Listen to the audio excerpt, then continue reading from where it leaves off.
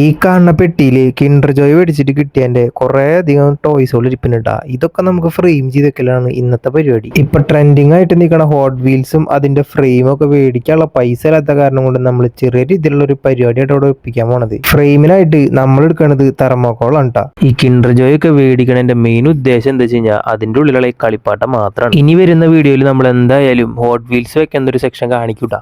പക്ഷെ അത് മേടിച്ചിട്ടില്ല, അത് മേടിച്ചിട്ട് ഞാൻ നിങ്ങൾക്ക് കാണിച്ചു തരുന്നുണ്ട്. തെർമാക്കോൾ ഇതുപോലെ ഒരു 8-5 ചെറിയ കഷ്ണങ്ങളാക്കിയിട്ട് നമ്മൾ വെട്ടിയെടുത്തിട്ടുണ്ട്. ഇനി ഒട്ടിക്ക് ആവശ്യമായ ടാപ്പ്, ഈ ടാപ്പ് നമ്മളിത് ഈ സ്റ്റിക്കർ മേടിക്കുമ്പോൾ കിട്ടിയതാണ്ടാ.